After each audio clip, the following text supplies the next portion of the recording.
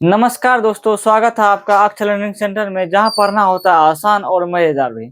तो आज हम आपको कुछ इंट्रोडक्शन करना चाहते हैं। क्या चाहते हैं इंट्रोडक्शन में? रियल नंबर्स पढ़ाने जा रहे हैं। रियल नंबर्स किसका? क्वेश्चन बैंक 2011 से लेके 2027 यानी 2027 वाले। इसमें क्वेश्चन 26 तक रहेंगे, पर इसको बोलते हैं 2027 का क्वेश्चन बैंक। और किस कंपनी का? तो ब्रिलियंट कंपनी का, ठीक ना। इसमें आपको सबसे पहले हम पढ़ाएंगे आपको बेसिक मतलब क्या, जैसे प्राकृतिक संख्या, पूर्ण संख्या क्या होता है, सबसे पहले इस वीडियो में आप सीखेंगे बेसिक। फिर बेसिक के बाद आएगा क्वेश्चन बैंक का क्वेश्चन। सबसे पहले पढ़ाएंगे आपको ऑब्जेक्टिव यानी रियल नंबर्स का ऑब्जेक्टिव। फिर उसी का हम पढ़ाएंगे आपको सब्जेक्टिव, ठीक। इसी सीरीज में और आगे बढ़ते जाएंगे। पहले रियल नंबर्स खत्म करेंगे यानी वास्तविक संख्या क्लास 10 का। फिर आगे बहुपद है उसको खत्म करेंगे। सबसे पहले सब का क्या करेंगे हम लोग, सब चैप्टर्स का पहले हम लोग बेसिक पढ़ेंगे। बेसिक पढ़ने से क्या होता है, आपको क्वेश्चन बनाने में आसानी होगी, ठीक ना। तो आइए और सबसे पहले हम लोग बेसिक से स्टार्ट करते हैं। रियल नंबर्स किसको बोलते हैं? वास्तविक संख्या को। यानी वास्तविक संख्या किसको बोलेंगे? परिमेय और अपरिमेय संख्याओं के मेल को क्या बोलेंगे हम लोग? वास्तविक संख्या। तो वास्तविक संख्या से पढ़ने से पहले सबसे पहले हम लोग नजर डालते हैं संख्या पे।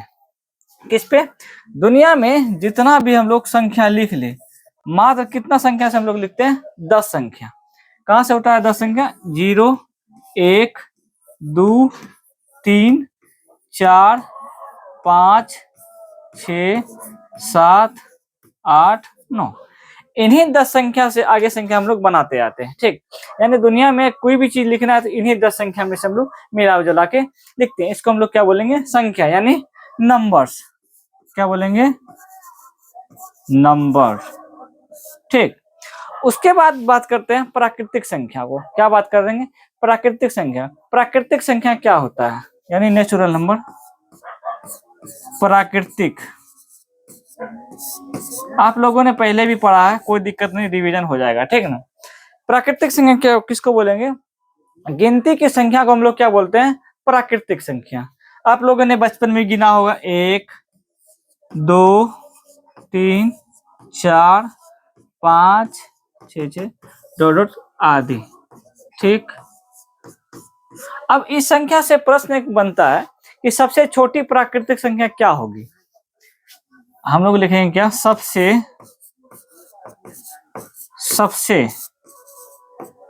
छोटी प्राकृतिक संख्या क्या होगी, ठीक। तो आप लोग जवाब देंगे तो सबसे छोटा कौन है इसमें? 1। इसका आंसर क्या हो जाएगा दोस्तों? 1। यानी सबसे छोटी प्राकृतिक संख्या कितना होता है? 1 होता है, ठीक। अब इसमें बात करेंगे कि सबसे बड़ी प्राकृतिक संख्या होता है कि नहीं होता है, क्योंकि अगर गिनते गिनते आप थक जाइएगा, जिंदगी भर गिनते जाइएगा, फिर भी आपकी संख्या प्राकृतिक संख्या खत्म नहीं होने वाली है। इसका मतलब कि प्राकृतिक संख्या में सबसे प्राकृतिक संख्या नहीं होती है, ठीक। तो प्राकृतिक संख्या के बाद आता है कौन संख्या? पूर्ण संख्या। कौन संख्या? पूर्ण संख्या, जिसको इंग्लिश में बोलेंगे होल नंबर। पूर्ण संख्या। अब पूर्ण संख्या का परिभाषा क्या होता है? गिनती की संख्या में अगर 0 को शामिल कर लेते हैं तो उसको हम लोग क्या बोलेंगे? पूर्ण संख्या। क्या बोलेंगे? पूर्ण संख्या। इसका मतलब अभी तक प्राकृतिक संख्या क्या था? अधूरा था। जैसे हम लोग ने 0 मिला दिया उसमें, तो वह संख्या क्या हो जाएगा? पूरा हो जाएगा। तो उसको हम लोग क्या बोलेंगे? पूर्ण संख्या। जैसे 0, 1, 2, 3, 4, 5, 6, ये भी जाते रहेगा आदि तक। आदि लिख देते हैं, सबसे बढ़िया। इसमें भी एक प्रश्न उठता है कि सबसे छोटी पूर्ण संख्या, सबसे छोटी पूर्ण संख्या। तो सबसे छोटी पूर्ण संख्या क्या होता है? 0। क्या होगा? 0 दोस्तों, ठीक। ये सवाल पूछ चुका है कि सबसे छोटी पूर्ण संख्या क्या होता है, तो 0। इस पे एक और सवाल बनता है, क्या प्राकृतिक संख्या पूर्ण संख्या है। क्या प्राकृतिक संख्या पूर्ण संख्या है? हाँ है, क्योंकि सभी प्राकृतिक संख्या पूर्ण संख्या में मिल जाते हैं, इसलिए प्राकृतिक संख्या को भी हम लोग क्या बोल सकते हैं? पूर्ण संख्या। क्या बोलेंगे? पूर्ण संख्या। क्या सभी पूर्ण संख्या प्राकृतिक संख्या है? इसमें आंसर हो गया नहीं, क्योंकि सभी में जीरो भी शामिल होता है, जीरो तो उसमें है नहीं, इसलिए सभी पूर्ण संख्या एक प्राकृतिक संख्या नहीं है, पर सभी प्राकृतिक संख्या एक पूर्ण संख्या है। यहीं पे सवाल खत्म। अब आते हैं, पूर्ण संख्या समझ में आया होगा आपको, ठीक ना? उसके बाद पूर्ण संख्या के बाद सम संख्या। क्या होता है? सम संख्या। सम संख्या क्या होता है? जिस संख्या को हम लोग दो से पूर्णतः विभाजित कर देते हैं उसको हम लोग क्या बोलेंगे?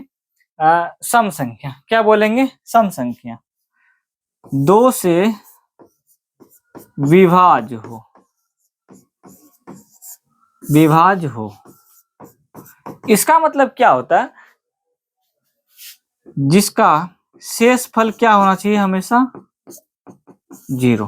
ठीक, अगर दो से हम भाग दे किसी भी संख्या को अगर दो से भाग दे, उसमें शेषफल क्या आना चाहिए? हमारा जीरो आना चाहिए, अतः वह संख्या क्या हो जाएगा? सम संख्या। ठीक, जैसे 2, 4, 6, 8, 10, 12, 14 आदि। ठीक, इसको हम लोग क्या बोलेंगे? सम संख्या, क्योंकि सभी संख्या दो से क्या होता है? विभाज्य होता है, तो उस संख्या को हम लोग क्या बोलते हैं? सम संख्या। एक और ट्रिक है, यदि संख्या बड़ा रहे तो दो से आप भाग देंगे तो जाएंगे नहीं, फिर भी हमको चेक करना है कि सम संख्या है या नहीं। आपको क्या करना है? 0, 2, 4, 6, 8 इन पांचों में से कोई भी संख्या अगर मिल जाए संख्या के अंत में, फिर से सुनिए, संख्या के अगर अंत में आपको इन पांचों में से कोई भी एक संख्या अगर मिल जाए, उसको हम लोग क्या बोलेंगे? सम संख्या। जैसे एग्जाम्पल लेते हैं, सॉरी एक्सरसाइज लिख दिए। जैसे 244 फिर 8482 44 4।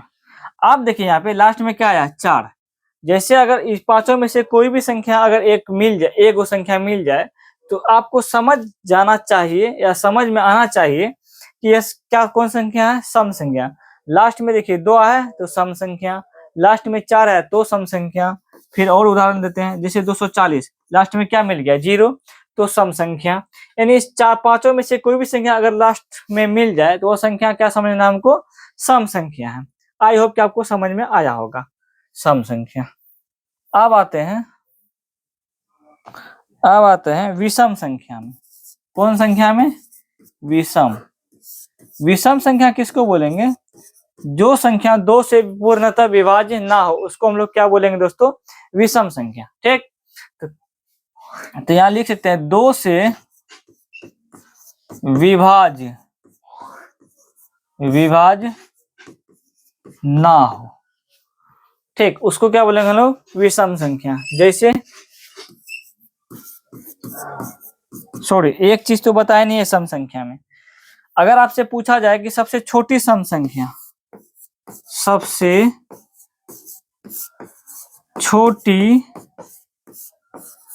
सम संख्या, तो सबसे छोटे सम संख्या क्या होता है? 2 होता है। क्या होता है? 2। याद रखिएगा, ये भी सवाल पूछ चुका है बिहार बोर्ड में। ठीक, अब विषम संख्या 2 से विभाजन ना हो उसको क्या बोलेंगे? विषम संख्या, यानी कुछ ना कुछ शेष बचेगा। ठीक, हमेशा। अब यहाँ पे देखिए, जैसे में 1, 3, 5, 7, 9, 11, 13, 15 आदि। फिर इसमें एक सवाल और बनता है कि सबसे छोटी विषम संख्या क्या होती है? तो सबसे छोटी विषम संख्या होता है 1। तो आप लिखेंगे यहाँ पे सबसे छोटी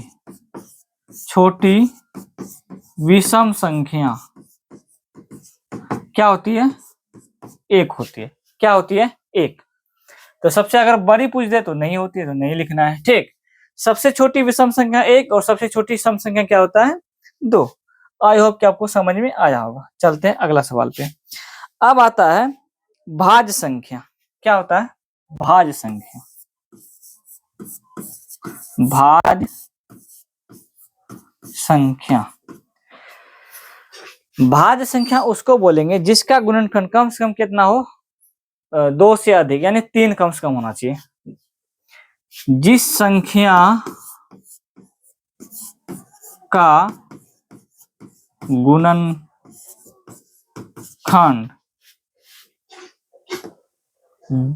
2 से अधिक हो, 2 नहीं, 2 से अधिक, कम से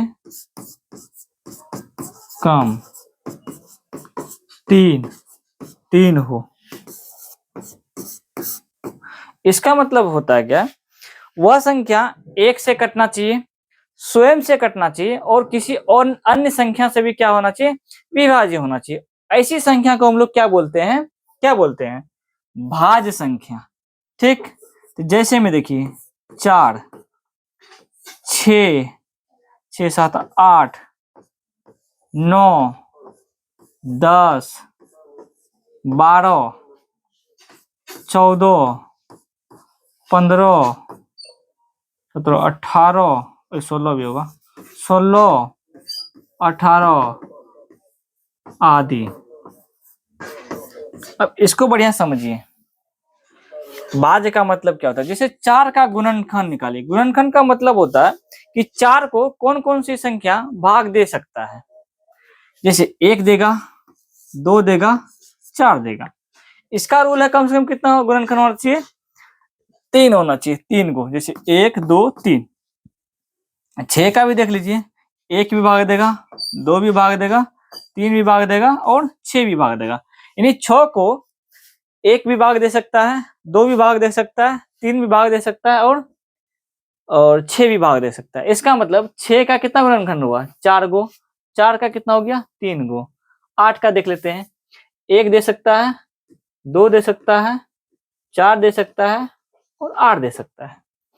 तो 8 को 1 भी देगा, 2 भी देगा, 4 भी देगा, 8 भी देगा। इसका मतलब 8 का कितना गुणनखंड? कम से कम 4 गो।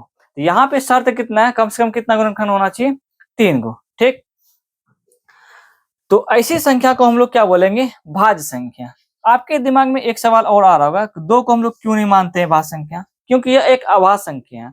अभाज्य संख्या का रूल होता है वह किसी अन्य संख्या से नहीं कटेगा, 1 से कटेगा और स्वयं से कटेगा। तो ऐसी संख्या को हम लोग क्या बोलेंगे? अभाज्य संख्या। तो चलते हैं अब अभाज्य संख्या पे। ठीक, सबसे पहले लिखेंगे यहाँ पे अभाज्य संख्या। अभाज्य संख्या। तो अभाज्य संख्या क्या बोलेंगे? ऐसी संख्या जो 1 से और स्वयं से, इसके अलावा कोई भी संख्या उसको विभाजित नहीं कर सकता, ऐसी संख्या को हम लोग बोलते हैं अभाज्य संख्या। तो जैसे में देख लीजिए 2, 3, 5, 7, 8, 9, 10, 11, 12, 13, 14, 15, 16, 17, 18, 19 और भी है आदि। ठीक, एक चीज और भूल गए इसमें। तो यहाँ पूछा जाएगा आपसे सबसे छोटी अभाज्य संख्या। सबसे छोटी अभाज्य संख्या, नहीं भाज्य संख्या की, अभाज्य तो यहाँ पे है, भाज्य संख्या। तो भाज्य संख्या सबसे छोटा कौन है? 4। तो आप लिखेंगे सबसे छोटी भाज्य संख्या क्या? 4। ये भी सवाल पूछ चुका है क्वेश्चन बैंक में, ठीक है, यानी बिहार बोर्ड में। तो आते हैं अभाज्य संख्या पे। तो इसका शर्त है कि वह 1 से कटेगा और स्वयं से कटेगा। तो ऐसी संख्या को क्या बोलेंगे हम लोग? अभाज्य संख्या। तो अभाज्य संख्या को कौन कौन भाग दे सकता है? 1 और 2, यानी 1 से मार खाएगा और 2 से खाएगा, किसी अन्य से नहीं पीटेगा। ऐसी संख्या को क्या बोलेंगे हम लोग? अभाज्य संख्या।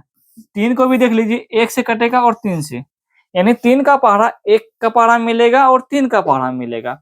तो ऐसी संख्या को हम लोग बोलेंगे क्या? अभाज्य संख्या। फिर 5 का भी देख लीजिए, 1 से कटेगा, 5 से कटेगा। तो ऐसी संख्या को क्या बोलेंगे हम लोग? अभाज्य संख्या। 7 को भी देख लीजिए, 1 से भी कट रहा है और 7 से भी कट रहा है, तो ऐसी संख्या को क्या बोलेंगे हम लोग?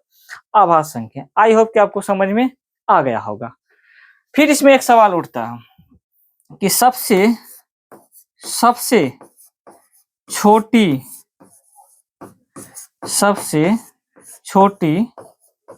अभाज्य संख्या, सबसे छोटी अभाज्य संख्या कितना होता है?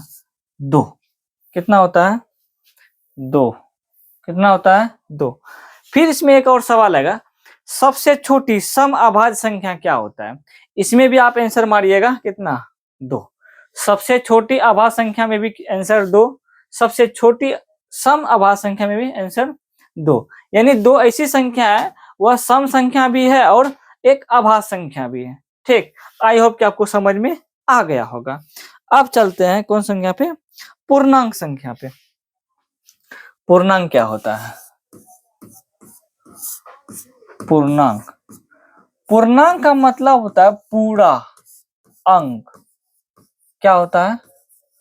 पूरा अंक। ठीक, इसमें क्या होता है?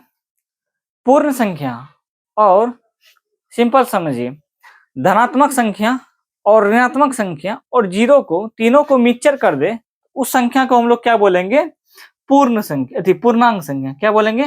पूर्णांक संख्या। ठीक, जैसे -5 इधर भी जाते रहेगा, -4, -3, -2, -1, 0, फिर 1, फिर 2, फिर 3, फिर 4, इधर भी जाते रहेगा। पूर्णांक इसलिए बोले क्योंकि इस संख्या में ना बटा वाला आता है, ना दशमलव वाला आता है। ठीक, सिर्फ माइनस और प्लस और जीरो। इसको बोलेंगे धनात्मक संख्या, धनात्मक पूर्णांक। इसको बोलेंगे, जहां से माइनस स्टार्ट है, इसको क्या बोलेंगे? ऋणात्मक पूर्णांक।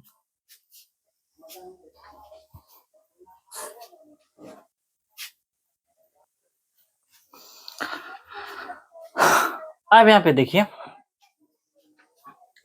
जीरो ना तो ऋण होता है और ना तो क्या होता है? धन होता है। यानी यह न्यूट्रल रहता है, ना इधर धनात्मक के पास जाता है ना ऋणात्मक के पास। यानी इन सभी संख्या को हम लोग क्या बोलेंगे? पूर्णांक। माइनस में रहे कोई दिक्कत नहीं, यानी अधूरा कोई भी संख्या ना रहे, तो वैसी संख्या को हम लोग क्या बोलेंगे? पूर्णांक संख्या।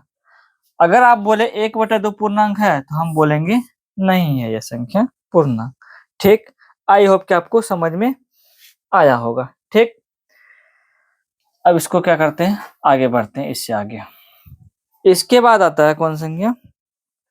परिमेय संख्या। कौन संख्या? परिमेय संख्या। ये संख्या मैंने आपको पहले ही बताया था कि परिमेय संख्या और अपरिमेय संख्या मिलके क्या बनाते हैं? क्या बनाते हैं? वास्तविक संख्या, यानी रियल नंबर्स। ठीक, इसका शर्त है, जिस संख्या को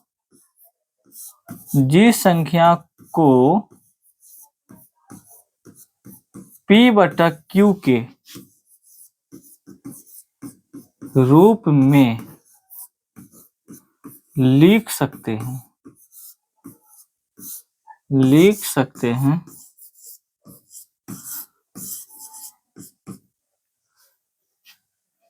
उसको हम लोग क्या बोलेंगे? परिमेय संख्या। ठीक, यानी जिस संख्या को हम लोग P/Q के रूप में लिख सकते हैं, उसको हम लोग क्या बोलेंगे? एक परिमेय संख्या। शर्त है, क्या है शर्त? Q बराबर 0 नहीं होना चाहिए, यानी नीचे में 0 नहीं होना चाहिए, ऊपर में 0 हो सकता है। ठीक, और कोई भी उभयनिष्ठ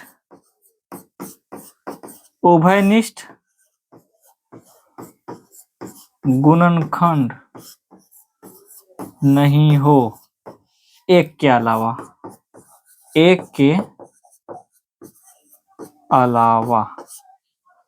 ठीक, इसका शर्त क्या है? कोई भी उभयनिष्ठ गुणनखंड नहीं हो। उभयनिष्ठ का मतलब होता है इसमें कोई भी संख्या कॉमन नहीं निकलना चाहिए। वैसी संख्या को हम लोग क्या बोलेंगे दोस्तों? परिमेय संख्या। अब जैसे हम लेते हैं 1/2 माइनस 1, 2.3, 4/5, 22/7, √4, √9, ठीक, 2.33 2.3435। ये सभी संख्या क्या है दोस्तों? एक परिमेय संख्या है। आइए एक एक करके समझाते हैं। इसमें कोई भी उभयनिष्ठ गुणनखंड नहीं है। उभयनिष्ठ का मतलब क्या होता है? कटने वाला नहीं होना चाहिए। क्या नहीं होना चाहिए? कटने वाला नहीं। इसको हम लोग क्या बोलेंगे? परिमेय संख्या। ई भी कटेगा नहीं किसी से, इसके नीचे हम 1 डाल सकते हैं, यानी बटा के रूप में हम लिख सकते हैं। इसको हम लोग क्या बोलेंगे? एक परिमेय संख्या। फिर है 2.3, क्या है? 2.3 है। इसको हम लोग अगर दशमलव को हटाए, नीचे में क्या होगा? 10, यानी 23 बटा क्या लिख सकते हैं इसको? 10। ये भी क्या? एक परिमेय संख्या है, ठीक। अब 4/5 है, इसमें कोई भी उभयनिष्ठ गुणनखंड नहीं है। ये हो गया पी का मान, ये हो गया क्यू का मान, यानी P/Q दिख रहा है हमेशा साफ साफ हमको। ये भी क्या हो गया? एक परिमेय संख्या। 22/7 भी क्या? एक परिमेय संख्या। इसको भी हम लोग क्या बोलेंगे? एक परिमेय संख्या, ठीक। फिर अब √4 परिमेय संख्या है? हाँ है। कैसे बोल सकते हैं? क्योंकि √4 का वर्गमूल निकलता है 2। तो जिस संख्या का हम लोग वर्गमूल भी निकाल सकते हैं उसको भी हम लोग क्या बोल सकते हैं? एक परिमेय संख्या, ठीक। अब √9 क्या एक परिमेय संख्या है? हाँ है। क्योंकि √9 का वर्गमूल कितना निकलता है? 3। तो जिस संख्या का हम लोग वर्गमूल भी निकाल सकते हैं उसको भी हम लोग क्या बोल सकते हैं दोस्तों? एक परिमेय संख्या। आई होप कि आपको समझ में आया होगा, ठीक। और कहा? यहाँ पे। अब बताइए, ये रेकरिंग वाला है, रिकरिंग, यानी जो संख्या एक दशमलव के बाद बार बार आए उस संख्या को हम लोग भी क्या बोल सकते हैं? परिमेय संख्या। क्योंकि आपने इस संख्या को बटा के रूप में लाने के लिए 9th क्लास का पहला चैप्टर में आप सीखे होंगे, ठीक। इसको कैसे लाते हैं? जब कोई भी संख्या अगर बार बार आए इस पे रेकरिंग डालते हैं। जब रेकरिंग डालते हैं तो ये पूरा संख्या क्या करते हैं? 23 लिखते हैं, ठीक। उसके बाद पहले बटा डालते हैं, जिस पे रेकरिंग है उसको क्या करते हैं? घटाते हैं, जिस पे रेकरिंग उसके बदले क्या डालते हैं? नीचे में 9। आपने यह इस चीज को सीखे होंगे 9th क्लास में। कहाँ सीखे होंगे? 9th क्लास में। तो 23 में से 2 गया, कितना बचा? 21। 23 में से 2 गया 21, 21 बटा कितना हो गया? 9। अब कटेगा, 3 थिया 9, 3 7 21, तो 7 बटा क्या हो गया? 3। इसको भी हम लोग क्या बोलेंगे? क्या कि इसको हम बटा के रूप में ला लिए। जब बटा के रूप में ला लिए कोई भी संख्या, तो ये भी संख्या क्या हो गया? एक परिमेय संख्या हो गया। आई होप कि आपको समझ में आया होगा। और हमेशा याद रखना कि नीचे में 0 नहीं होना चाहिए। नीचे में अगर 0 हो गया तो यह परिमेय संख्या नहीं होगा, ठीक। कहा है कि अगर हम 0 से किसी भी संख्या में भाग देते हैं, 0 से 0 किसी भी संख्या में भाग देते हैं, अगर 1 देते हैं तो भी 0, 2 देते हैं तो भी 0, यानी 3 आता है।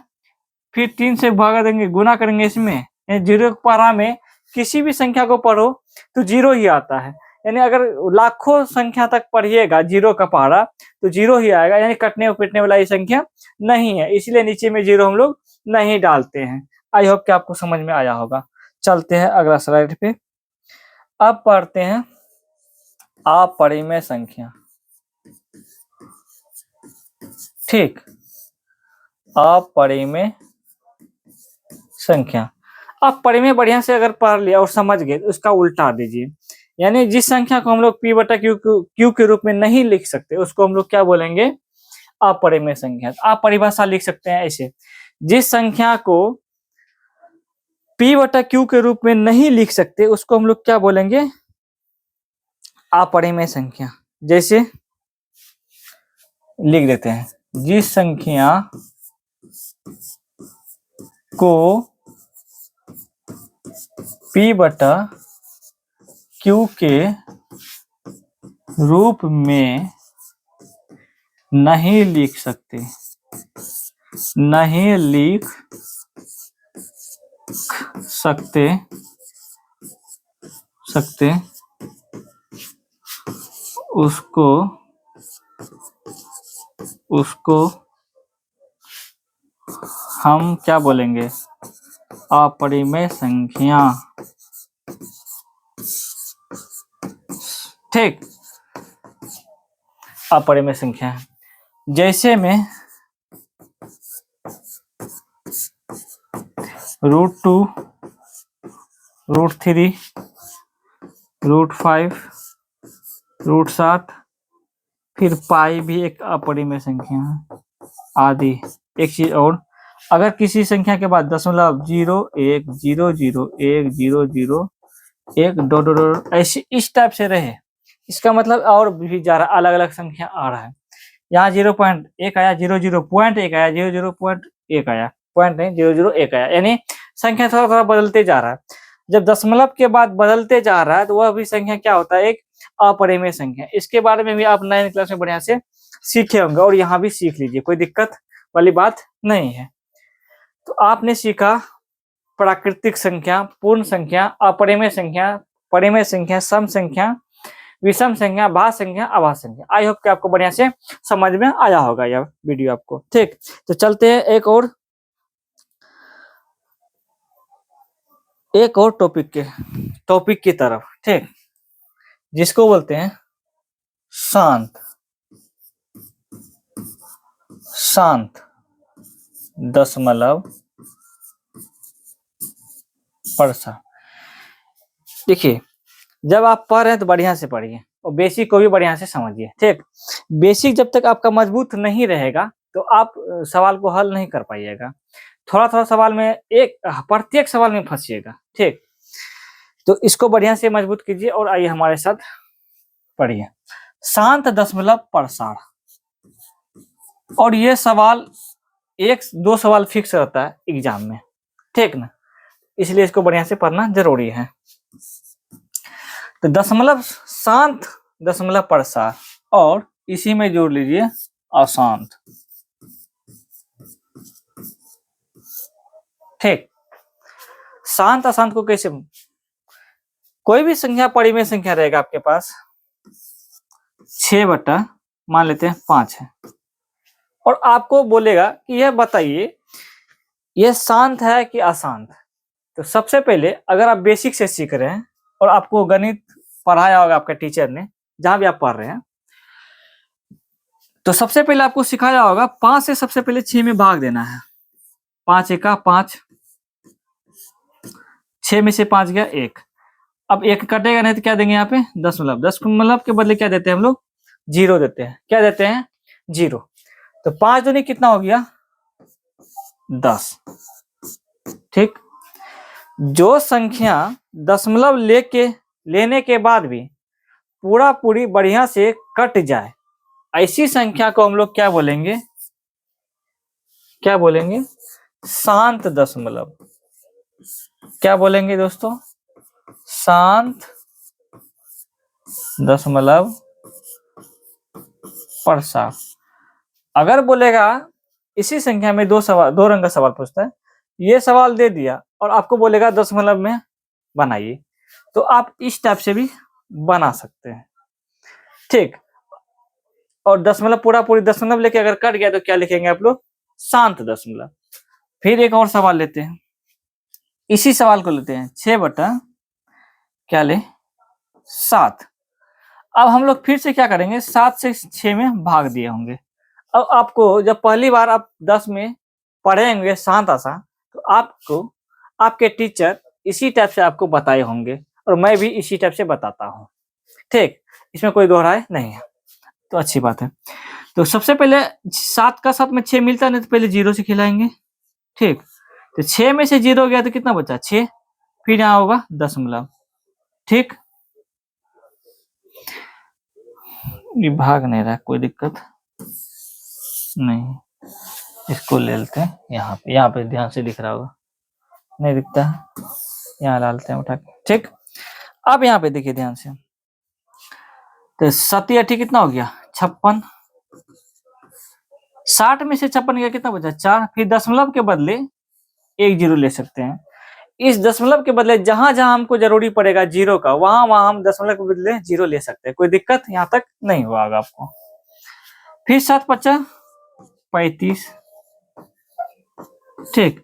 फिर 40 में से 35 गया तो बचा कितना 5, तो 5 यहाँ लिखते हैं। फिर इसमें 7 से भाग देना है, तो दशमलव के बदले 0 ले ही सकते हैं, तो 7 7 कितना हो गया 49। फिर 1 आया, फिर दशमलव के बदले 1 0 ले सकते हैं, तो 7 1 7, इधर 3। यानी ये संख्या कटने वाला नहीं है दशमलव लेने के बाद भी। जब ये संख्या कटने वाला नहीं होता है दशमलव लेने के बाद भी, इसको हम लोग क्या बोलेंगे अशांत। क्या बोलेंगे अशांत दशमलव प्रसार। आई होप कि यहां तक आपको समझ में आया होगा, कोई दिक्कत नहीं हुआ होगा। चलते हैं अगला पॉइंट पे। इसका एक और विधि है 36/100। अब आपको इसको बताना है कि शांत है कि अशांत है। चलिए फिर से 100 से भाग देते हैं, किस में 36 में। अब 36 का 100 का पार हम 36 मिलता नहीं तो कितना बार में खाएगा 0 बार में, 36 उतर गया। फिर अब नहीं खाएगा तो क्या देंगे दशमलव, ठीक। तो दशमलव के बदले क्या लेंगे हम लोग 0, तो 100 कितना हो गया 300, यहाँ लिखेंगे 300 0 6। फिर यहाँ पे दशमलव के बदले 1 0, 100 गुना 6 600 हुआ, ये खत्म। ये कट गया तो हम लोग क्या लिखेंगे शांत। आई होप कि आपको समझ में आ रहा होगा शांत अशांत।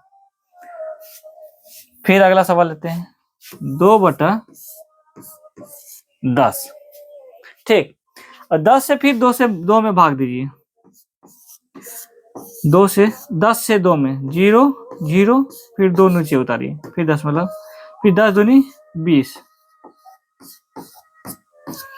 ये भी क्या लिखेंगे शांत। क्या लिखेंगे शांत दशमलव प्रसार। और जो ना कटे उसको क्या बोलेंगे हम लोग अशांत। ये हो गया लंबी विभाजन विधि, क्योंकि इसको भी सिखाना बहुत जरूरी है, क्योंकि सवाल इस टाइप से भी पूछा जाता है। क्या आपको बोल देगा कि लंबी विभाजन विधि द्वारा शांत दशमलव या अशांत दशमलव लिखिए, तो कैसे कीजिएगा इसी टाइप से भाग करके। अब आपको बताते हैं शॉर्टकट। क्या बताना है शॉर्टकट, अशांत और शांत, ठीक। शॉर्टकट कैसे बताना है, शर्त सुनिए। जिसका जैसे P बटा Q के रूप में आता है ना, उसमें Q का मान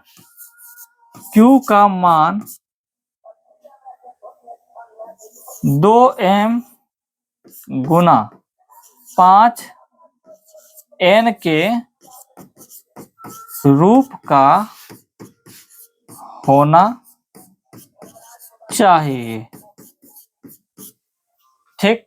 या 2m गुना 5 पे पावर 0, ओहो, या 2 पे पावर 0 गुना 5 पे पावर m। 0 का यहाँ पे किसी भी पावर पे, किसी भी संख्या पे पावर अगर 0 रहता है उसका मान हमेशा क्या होता है 1।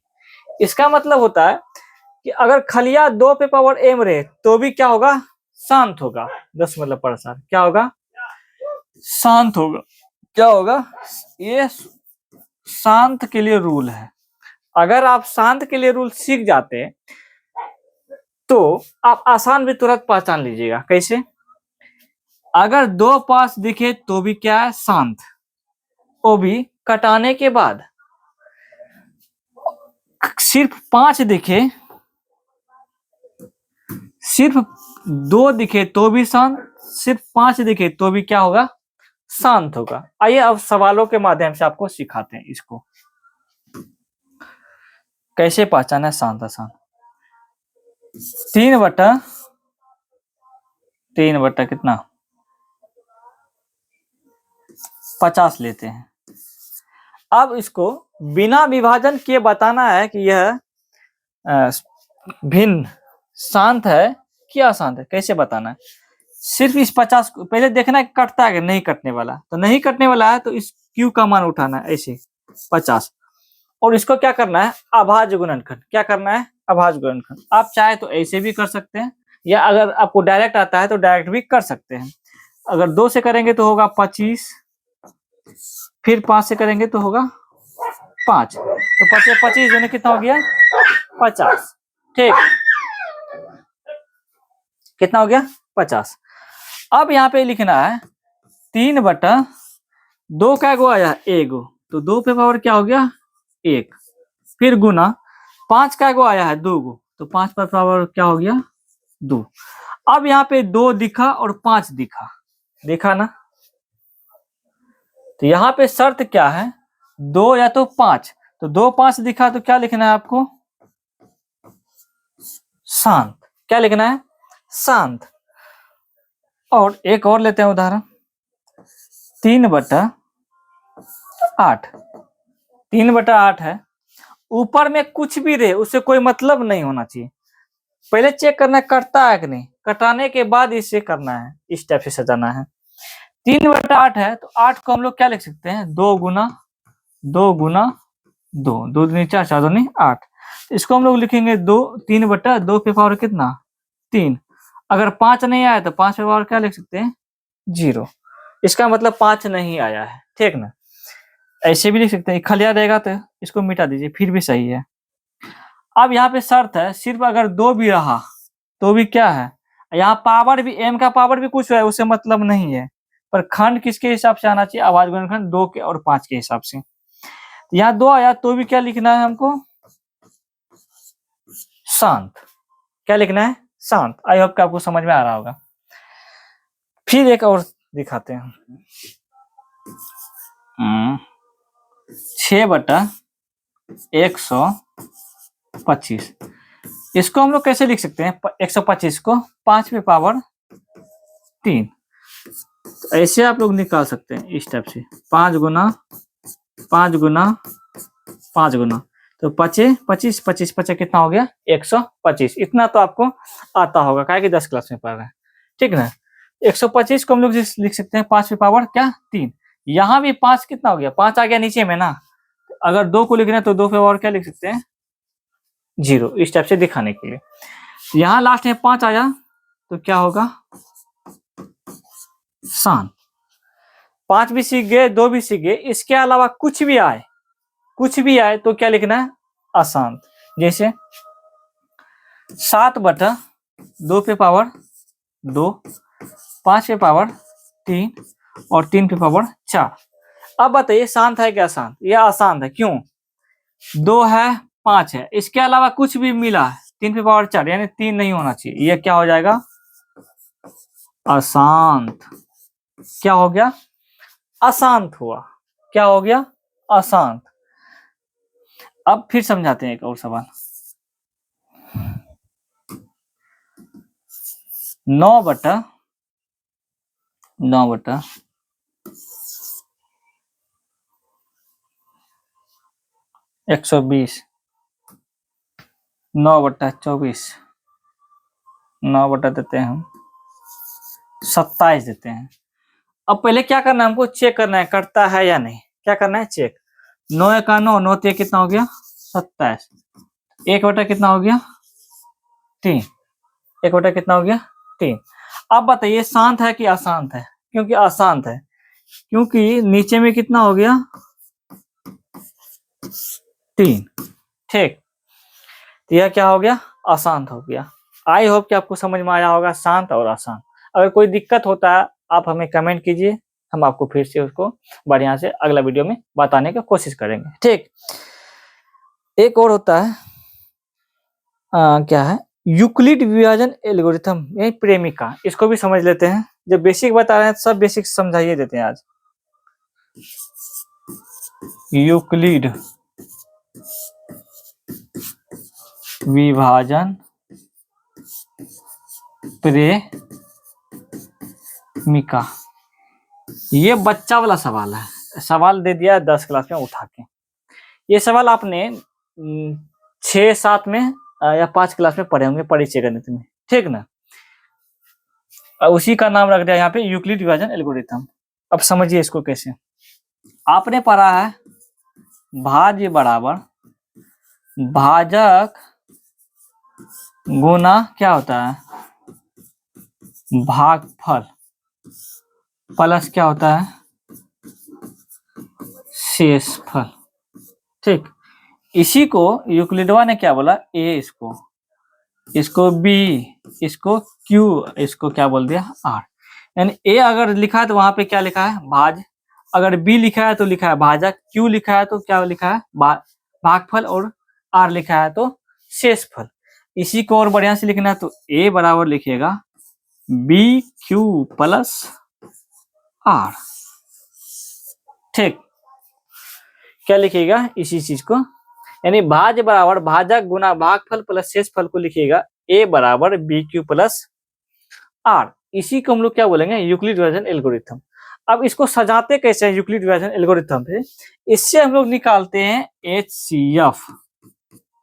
यूक्लिड विभाजन से क्या निकालते हैं, HCF, यानी मासा मतलब महत्तम समापवर्तक। क्या निकालते हैं, महत्तम समापवर्तक। अब इस पे कैसे चिपकाते हैं और कैसे मोसो निकालते हैं, चेक बताते हैं। आपने बचपन में पढ़ा होगा 12 और 18 का मोसो ज्ञात करे, क्या ज्ञात करे, मोसो निकाले। और आपको सिखाया होगा सर ने भाग विधि से, भाग विधि से मोसो ज्ञात करना। ये है भाग विधि। भाग विधि कैसे निकालते हैं, तो इन दोनों में जो छोटा रहता है उससे भाग देते हैं बड़ी संख्या में। इन दोनों में से छोटा 12 है तो 12 से हम लोग भाग देंगे किसमें, 18 में। तो 12 एका 12, यहाँ घटाते हैं, 18 में से 12 गया कितना बचा, 6। जो बचता है फिर उसको ऐसे घेरते हैं, और जिससे हम लोग पहले भाग देते थे उसको यहाँ पे बैठाते हैं, फिर 14 कितना हो गया, 12, यानी यहाँ पे 0 शेषफल। और जो लास्ट का भाजक कहलाता था क्या, कहाँ मच्छर बैठा है, यहाँ पे क्या लिखते थे, HCF बराबर कितना, 6। ये हम लोग बचपन में कर चुके हैं। इसी चीज को यूक्लिड ने क्या किया है, इसी चीज को इस पे चिपका दिया, किस पे, ए बराबर बी क्यू प्लस आर पे। इसी को बोल दिया क्या, यूक्लिड विभाजन प्रेमिका। अब कैसे चिपकाते हैं, इसने इसको दिमाग से भी चिपकाया, इससे भी बैठा के चिपकाया, ठीक ना। अब यहाँ पे देखिए इसको इसमें कैसे चिपकाते हैं। आपको पता है कि 12 से भाग दिए हैं, 12 से भाग दिए हैं, तो भाग देने वालों को क्या बोलते हैं, भाजक। और जिसमें भाग देते हैं उसको क्या बोलते हैं, भाज्य। यहाँ पे 18 भाज्य है तो यहाँ पे लिखेंगे 18, यानी ए बराबर बी क्यू प्लस आर के रूप में।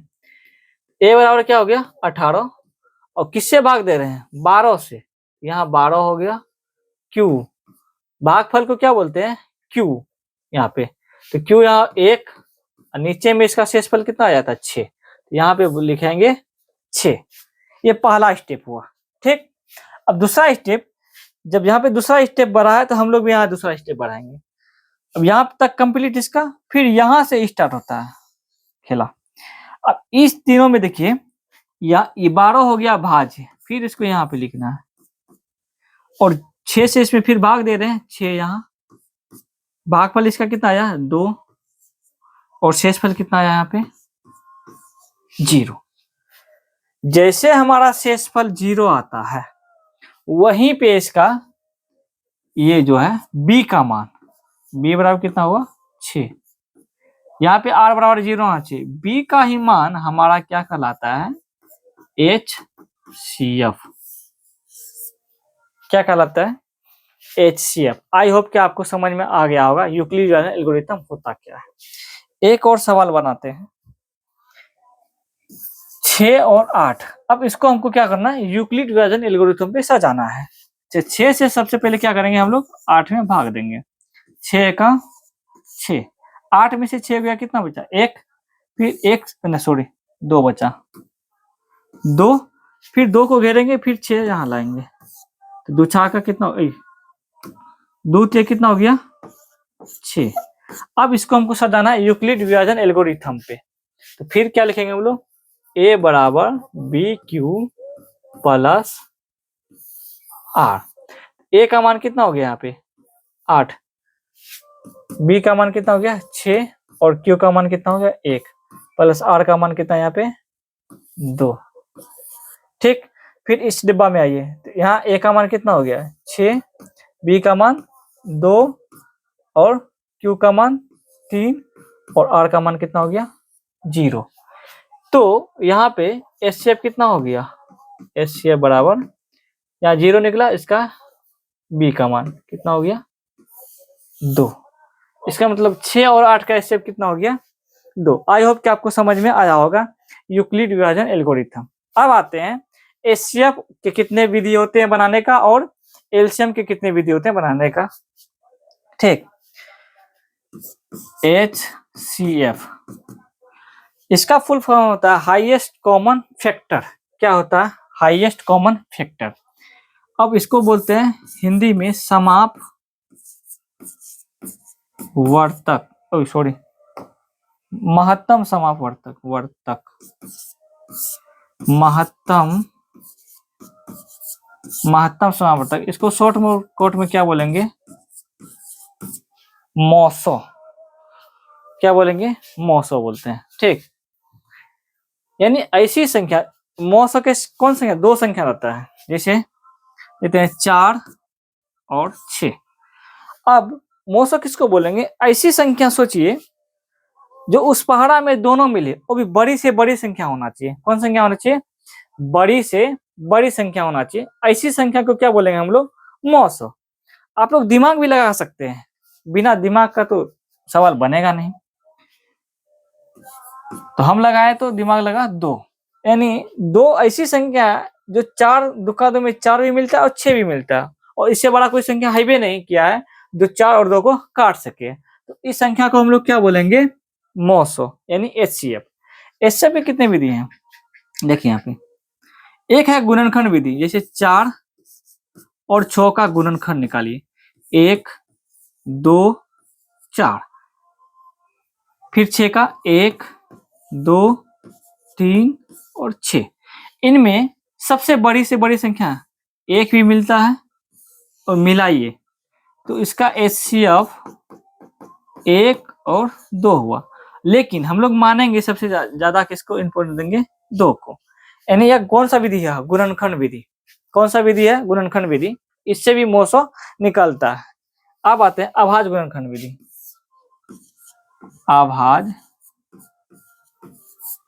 अभाज्य गुणनखंड विधि। ठीक, इसको कैसे निकालते हैं, दोनों को अलग अलग अभाज्य गुणनखंड करते हैं, जैसे 4 और 6 को इस टाइप से, 2 दूनी 4, फिर 2 से 2 का 2, फिर 2 तिया 6, फिर 3 का 3। अब क्या करते हैं, इसमें 4 का जो खंड हुआ है, जैसे 1 गुना 2 गुना, यहाँ पे लिखते हैं 1 गुना 2 गुना 2, फिर 6 का 1 गुना 3 गुना 2। अब जो दोनों में एक जैसा मिले, जैसे 2 2 मिल रहा है, इसका क्या हो गया, HCF 2। क्या हो गया, 2। एक और विधि है, जैसे 4 और 6, इससे आप लोग क्या निकालते होंगे, LCM। इससे HCF भी निकलता है। कैसे निकलता है, जैसे 2 से भाग दिया, 2 दूनी 4 2 तिया 6, यानी ऐसी संख्या जो दोनों को काट रहा है, उसके बाद दोनों संख्या एक साथ नहीं कट रहा है, यही क्या होगा हमारा HCF। आपने कितना विधि सीखा एलसीएम निकालने? 1 2 3 पहले बताए। इसको बोलते हैं, कहाँ चल गया, चलिए यहाँ पे निकालते हैं। इसको बोलते हैं भाग विधि। भाग विधि ये हम लोग बचपन में निकालते थे। यहाँ पे क्या होगा, डायरेक्ट यहाँ पे क्या लिखते थे, एचसीएफ 2। ई हुआ इक्विलिब्रियम, ये 10 में पढ़ते हैं इस टाइप से। रफ में करना है इसी टाइप से, बैठाना है इस टाइप से। आपको कितना तरीका बताए, 1 2 यहाँ पे 3 4 5, यानी एचसीएफ निकालने का तरीका कितना होता है, 5 मिनिमम। अब एक होता है, एक और होता है, यानी आप लोग दिमाग लगा के भी बना सकते हैं, डायरेक्ट भी दिमाग से मुंह से जहां से। तो आपको कम से कम हम बताएं एचसीएफ निकालने के कितना तरीके, 5 तरीके। आपको जोन तरीका पूछा जाएगा, सबसे ज्यादा पूछा जाता है अभाज्य गुणनखंड विधि और कौन सा, यूक्लिड विभाजन। इन दोनों से पूछा जाता है कौन सी, अभाज्य एचसीएफ निकालने यानी मोसो निकालने के लिए। अब आते हैं एलसीएम में।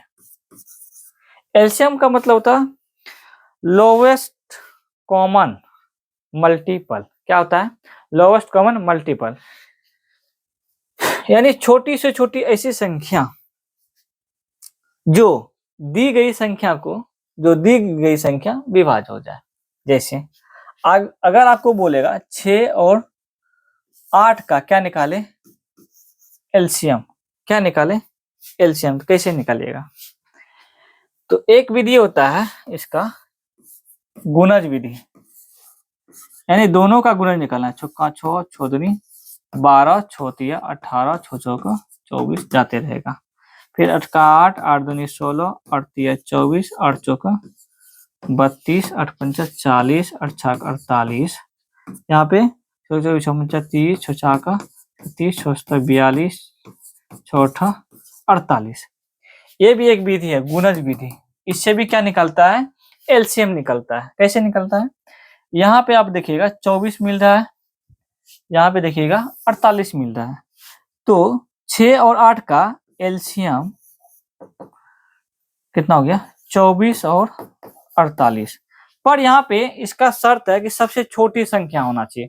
क्या होना चाहिए, वह सबसे छोटी संख्या जो दी गई संख्या से विभाज्य हो। यानी 24 हमारा क्या हो गया, एलसीएम, यानी 24 6 से भी कटेगा और 8 से भी कटेगा। ऐसी संख्या को हम लोग क्या बोलेंगे, एलसीएम। ठीक, आई होप एक विधि होगा। एक और विधि अभाज्य गुणनखंड विधि, नहीं पहले भाग विधि बताते हैं। भाग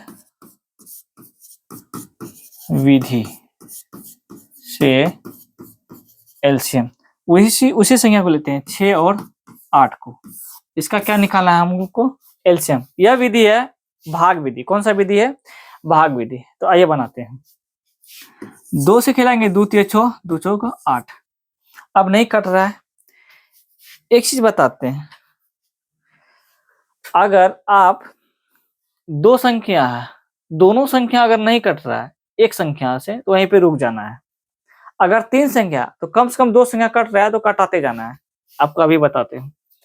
अब नहीं कट रहा है तो सीधा क्या कीजिए, इसको गुना कर दीजिए। 2 गुना 3 गुना 4, तो 4 तिया 12, 12 दूनी कितना हो गया, 24।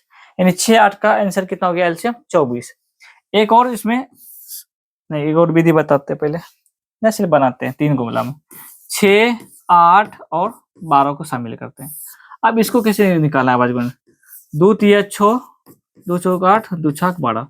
अब तीनों में 4 2 खा रहा है 2 से, 4 और 6 खा रहा है 2 से, और 3 6 भी 3 से खा रहा है, यानी कम से कम 2 संख्या कट रहा है। तो कटाएंगे, तो 3 से कटाते हैं, 3 का 3, 4 नहीं कटा, 4 उतार देंगे, 3 दूनी 6।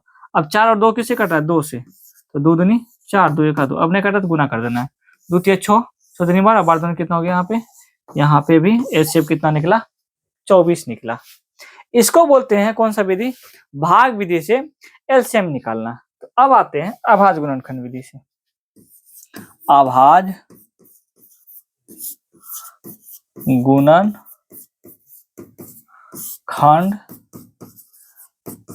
विधि 6 8 12 का क्या निकालना है हमको, एलसीएम।